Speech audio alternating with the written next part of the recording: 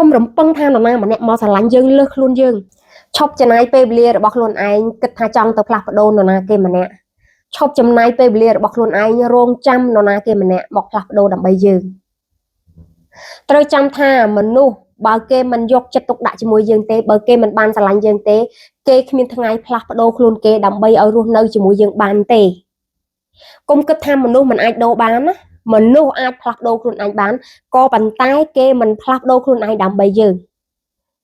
គេមិនព្រមនឹងផ្លាស់ប្ដូរខ្លួនឯងពេលណាដែលគេមិនព្រមផ្លាស់ប្ដូរខ្លួនឯងទេកុំរំពឹងថាថ្ងៃណាមួយគេនឹងផ្លាស់ប្ដូរឲ្យសោះដោយសារយើងមិនមែនជាមនុស្សសំខាន់ដែលត្រូវឲ្យគេមកផ្លាស់ប្ដូរគេដើម្បីឲ្យមកនៅជាមួយយើងបានទេ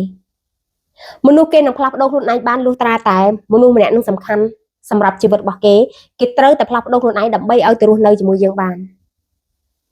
សួរថាយើងជាមនុស្សសំខាន់សម្រាប់ជីវិតគេអត់សួរថាគេស្រឡាញ់យើងខ្លាំងជាងយើងស្រឡាញ់គេអត់បើសិនជាគេមិនបានស្រឡាញ់យើងស្មើយើងឬក៏លើសយើងទេកុំរំពឹងថាម្នាក់នឹងមកផ្លាស់ប្ដូរអ្វីមួយដើម្បីយើងឲ្យសោះឈប់ចំណាយពេលវេលាទៅជាមួយនឹងមនុស្សដែលមិនស្គាល់តម្លៃរបស់យើងឈប់ចំណាយពេលវេលាទៅជាមួយនឹងមនុស្សដែលមិនដែលខ្វល់ពីអារម្មណ៍របស់យើងរស់នៅជាមួយនឹងមនុស្សដែលយកតែចិត្តខ្លួនឯងយើងរស់នៅជាមួយតែមនុស្សដែលមិនដែលខ្វល់ពីយើងអ្នកទាំងអស់គ្នានឹងខ្សោយធម៌ពលខ្សោយកម្លាំងដឹងទេក្តីសុខផ្លូវចិត្តគឺជាធម៌ពលមួយដែលជំរុញឲ្យយើងនេះងើបទៅធ្វើអ្វីក៏បានដែរធ្វើអ្វីក៏បានសម្រេចដែរធម៌ពលផ្លូវចិត្តនេះមួយគឺសំខាន់ណាស់ខ្ញុំនៅតែលើកឲ្យលេខ1គឺធម៌ពលផ្លូវចិត្តដែលដឹកនាំជីវិតរបស់យើងទៅរកភាពដែលល្អប្រសើរទៅរកភាពដែលរីកចម្រើនទៅរកភាពដែលមានសេចក្តីសុខសួរថានរណាដែលមិនចង់បានសេចក្តីសុខមនុស្សគ្រប់គ្នាប្រាថ្នាចង់បានសេចក្តីសុខតែមនុស្សគ្រប់គ្នាបែរជាផ្ទុយទៅវិញទៅអោបតែទុកដាក់ខ្លួនហេតុអីយើងធ្វើបច្ច្រាស់ក្តីប្រាថ្នារបស់ខ្លួនឯងប្រាថ្នាសុខយើងត្រូវតែរើសសុខដាក់ខ្លួនកុំរើសអោបទុកកុំរើសចងខ្លួនឯងជាមួយនឹងនរណាគេម្នាក់ត្រូវចាំថាពេលណាដែលយើងចង់ចងនរណាគេម្នាក់នៅជាមួយយើងនេះឯងគឺជាអ្នកដែលអោបទុកប្រៀបដូចជាយើងចងអោបភ្លើងនៅនឹងខ្លួនចាំមានតែការក្តៅក្រហាយមានតែការខឹងមានតែការមួម៉ៅគ្មានសេចក្តីសុខ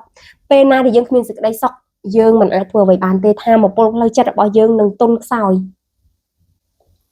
យើងមិនអាចផ្ដល់ក្តីសុខឲ្យខ្លួនឯងយើងមិនអាចស្រឡាញ់ខ្លួនឯងគ្មាននរណាគេម្នាក់មកស្រឡាញ់យើងទេគ្មាននរណាគេម្នាក់គេមកយកចិត្តទុកដាក់ជាមួយយើងទេ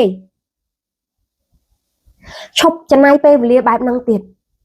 ឈប់សង្ឃឹមថាអូខ្ញុំធ្វើល្អតិចទៀតទៅល្អដាក់គេប្រហែលជាមិនតន់គ្រប់គ្រាន់បានគេមិនអាចល្អមកខ្ញុំបានប្រហែលជាខ្ញុំស្រឡាញ់គេអត់តន់គ្រប់គ្រាន់ខ្ញុំស្រឡាញ់ឲ្យខ្លាំងជាងនឹងតិចទៀតខ្ញុំលះបង់ឲ្យខ្លាំងជាងនឹងតិចទៀតគីឡូថាគេកែភ្ញាក់រលឹកមកស្រឡាញ់ខ្ញុំ No អត់អាចអញ្ចឹងទេតាមស្រឡាញ់គេប៉ុណ្ណាតាមចង់ក្បែរគេប៉ុណ្ណាគេកាន់តែរត់ឆ្ងាយដោយសារយើងគឺជាមនុស្សដែលមិនអាចស្រឡាញ់ខ្លួនឯងមនុស្សដែលមិនអាចស្គាល់តម្លៃខ្លួនឯងផងណាគេមកឃើញតម្លៃរបស់យើងអ្នកទាំងអស់គ្នាត្រូវតែស្រឡាញ់ខ្លួនឯងឲ្យបានសិនមើលថែខ្លួនឯងឲ្យបានសិនកុំរំពឹងថានរណាម្នាក់មកស្រឡាញ់យើងលើសខ្លួនយើងក្តីស្រឡាញ់មួយដែលបរិសុទ្ធមិនក្បត់យើងគឺក្តីស្រឡាញ់ដែលយើងឲ្យមកខ្លួនឯងឲ្យក្តីស្រឡាញ់ដែលស្មោះមួយនេះឲ្យខ្លួនឯងឲ្យបានអ្នកទាំងអស់គ្នានឹងបានក្តីស្រឡាញ់ដែលស្មោះពីមនុស្សដែលយើងស្រឡាញ់ឈប់លះបង់ឈប់តាមចាប់គេមនុស្សបើគេមិនស្រឡាញ់ហើយធ្វើម៉េចក៏គេនៅតែមិនស្រឡាញ់ដែរធ្វើល្អប៉ុណ្ណាក៏ដោយគេគ្រាន់តែអាណិតហើយចង់បានអាណិតពីគេហីមនុស្សគេមិនរស់នៅជាមួយមនុស្សដែលគេអាណិតទេគេរស់នៅជាមួយមនុស្សដែលគេស្រឡាញ់